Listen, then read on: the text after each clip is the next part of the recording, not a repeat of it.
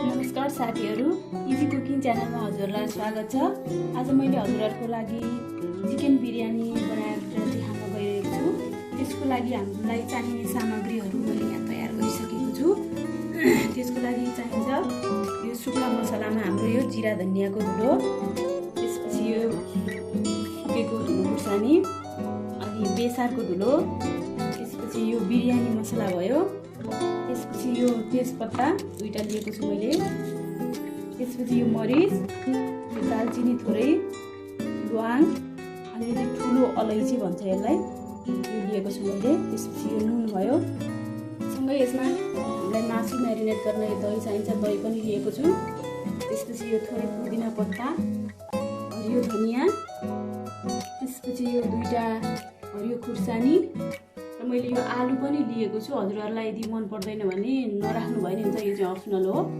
त्यसपछि यो मैले फ्राई गरेर लिएको छु प्याज, त्यसपछि यो गोलभेडा उसिनो पारेर काटेर, अनि यो एउटा लेमन कागती राखेको छु, सँगै यो अदुवा लसुनको पेस्ट, यो चाहिँ सबै चाहिँदैन, मैले यो आफैले पिनेर स्टोर गरेको, त्यसलाई म लिँदैछु, थोरै राख्छु।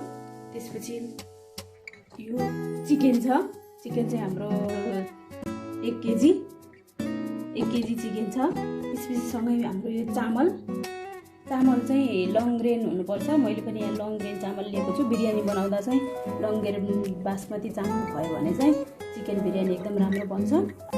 त्यसपछि घिउ पनि चाहिन्छ हाम्रो यो बिरयानी बनाउनको लागि, मैले चाहिँ घरमै बनाएको घिउ लिएको छु। अब हामी यो पहिला सुरुमा मासुलाई म्यारिनेट गर्न जाँदैछौँ। अब यसको लागि मैले अदुवा लसुनको पेस्ट राखेँ 2 चम्चा। त्यसपछि म यसमा यो सुक्खा मसलाहरू राख्न जाँदैछु। अघि हामीले तयार गरेको यो सबै सुक्खा मसलाहरू यसमा राखिदिने, यिनीहरू गरम मसलाहरू बाहेक।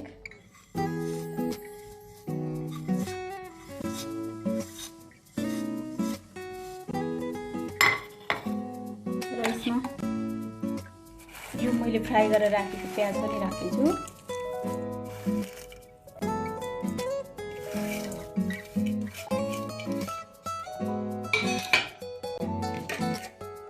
त्यसपछि यो गोलभेडा,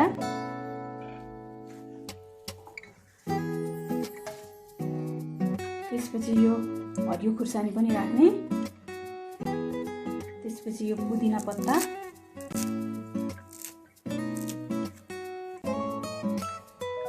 थोरै धनिया, र यो फिटेर राखेको दहीलाई पनि यसमा राखिदिने।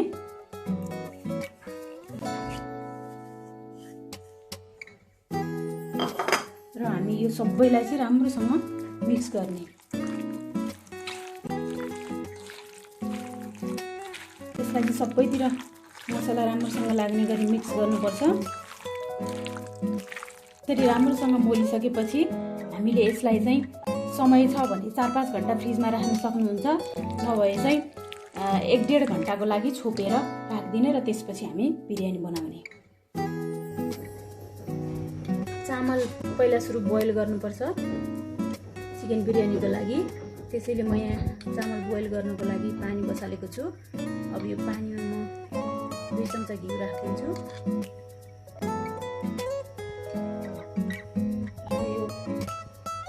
अलैँची 2टा, त्यसपछि तेजपत्ता एउटा, थोरै मरिचको गेडा, दालचिनी, ल्वाङ। अब यो पानी उम्लेपछि चाहिँ हामी यसमा चामल राख्छौँ।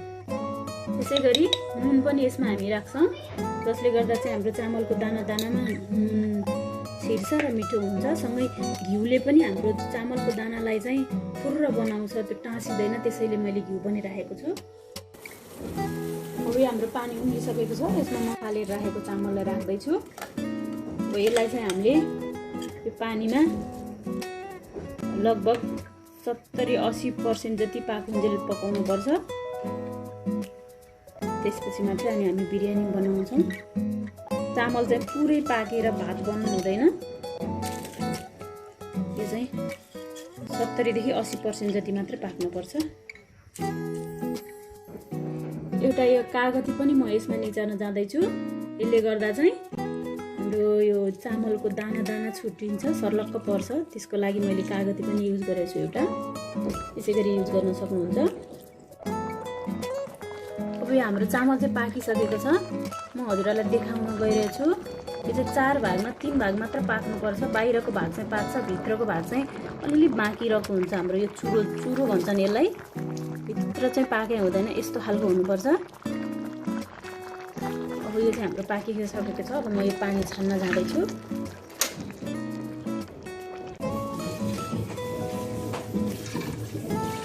चामल चाहिँ यतिको हुनुपर्छ। भित्रको भाग चाहिँ नपाकेको हुनुपर्छ। यसरी छिच्दाखेरि चाहिँ भित्रको भाग अलिअलि बाँकी छ। यो मासुलाई चाहिँ हामीले म्यारिनेट गरेर राखेको 2 घन्टा जति भयो। 2 घन्टामा यस्तो हुन्छ। यसमा यहाँ पानी पनि निस्केको छ। अब यो चाहिँ पकाउनको लागि रेडी भयो। यसरी हजुरहरूसँग टाइम छ भनेदेखि 4-5 घन्टा राख्नु भए पनि जति धेरै बेर राख्यो त्यति धेरै स्वाद यसको मिठो हुन्छ। मैले चाहिँ 2 घन्टा मात्र राखेँ। अब यो बिरयानी बनाउनको लागि म यसमा भाँडो बसालिसकेँ। त्यसमा म यो अघि प्याज फ्राई गरेको तेल थियो त्यही राख्दैछु। यसमा चाहिँ हामीले तेल घिउ दुइटै युज गर्न मिल्छ। मैले चाहिँ घिउ पनि तेल पनि युज गरेको छु। विशेष गरी बिरयानीको लागि चाहिँ हाम्रो घिउ नभई हुँदैन। घिउलाई यसमा घिउ राख्न जाँदैछु।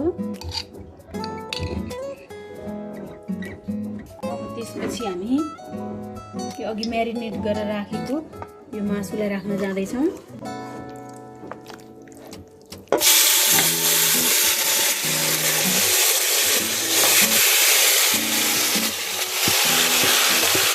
दस मिनट जति पकाउँछौँ यसलाई मिडियम हिटमा। अब यसमा म यो सुक्खा मसलाहरू राख्न जाँदैछु। यसमा यो दालचिनी, मरिच, तेजपत्ता, अलैँची, ल्वाङ। यसले चाहिँ एकदम राम्रो बास्ना आउँछ बिरयानीमा।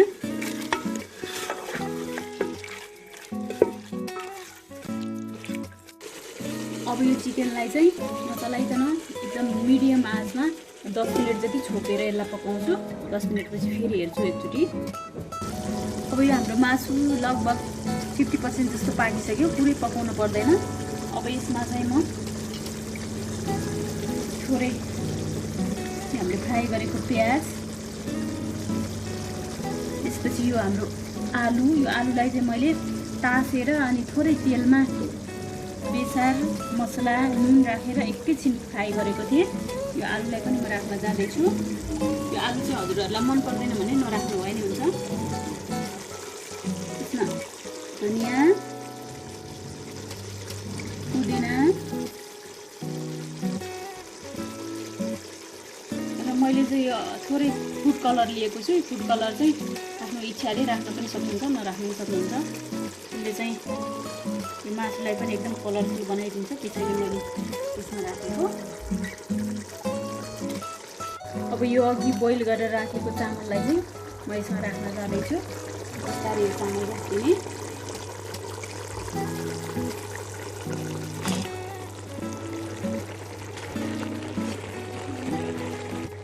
अब यसलाई चाहिँ हल्का हातले सबैतिर मिलाइदिने। यसलाई चाहिँ हातले नथिच्ने, हल्का मात्र मिलाइदिने। यसरी माथिमा फ्राई गरेको प्याजलाई राख्दैछु।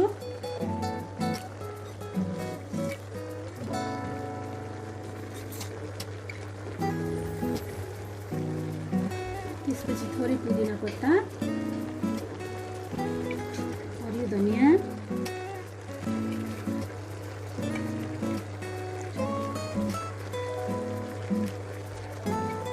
माथिबाट घिउलाई यसरी राखिदिने। घिउले चाहिँ माथिबाट घिउ राख्दा चाहिँ हाम्रो यो चामलमा चाहिँ मोइस्चर पुग्छ। यसले गर्दा यसरी ड्राई हुँदैन। घिउलाई चाहिँ माथिबाट राख्नुपर्छ। चामल एकदम नरम बनाउँछ यो घिउले चाहिँ। त्यसैले मैले यसरी घिउ राख्दैछु।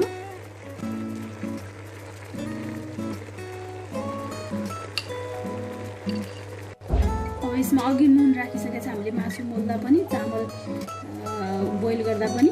अलि नपुग्ला जस्तो लाग्यो भने माथिबाट थोरै यसरी छरिदिन सक्नुहुन्छ।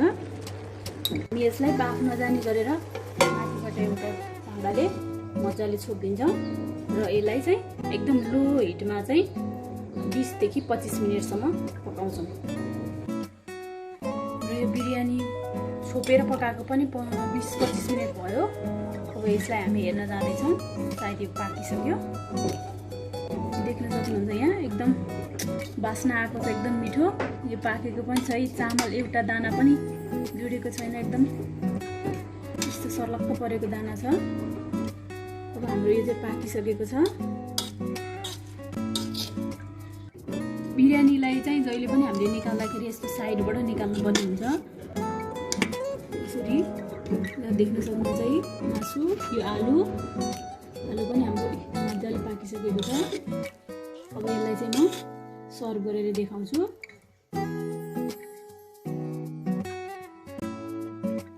साथीहरू, बिरयानी बनेर रेडी भइसकेको छ। मैले यसलाई सर्भ गरिसकेँ। अब यसलाई चाहिँ यो बिरयानी आफैमा पनि एउटा मसालेदार खानेकुरा हो। यसको लागि खासै योसँग के खाने भन्ने हुँदैन, तर दहीसँग खान सकिन्छ। र साथै मैले चाहिँ यो दही काँक्रो बनाएको छु। दही काँक्रोसँग एकदम मिठो हुन्छ यो, त्यसैले मैले चाहिँ दही काँक्रोसँग खान लागेको छु। एकदमै बास्ना आएको छ, एकदम खाउँ लाग्ने भएको छ। हजुरहरूलाई नि यदि खान मन लाग्छ भने यसै गरी बनाएर खानुहोला र परिवारसँग इन्जोय गर्नुहोला। र मेरो भिडियोलाई लाइक, कमेन्ट साथै सेयर पनि गर्न नबिर्सिनु होला। यदि नयाँ साथीहरूले यो मेरो च्यानल हेर्दै हुनुहुन्छ भने मेरो च्यानललाई सब्सक्राइब गर्नलाई नबिर्सिनु होला र सँगै रहेको बेल आइकनलाई पनि क्लिक गर्नुहोला, ताकि मैले बनाएको नयाँ भिडियोहरू चाहिँ यहाँहरू समक्ष सजिलैसँग आइपुगोस्। मेरो भिडियो हेर्नुभएकोमा धन्यवाद। By by.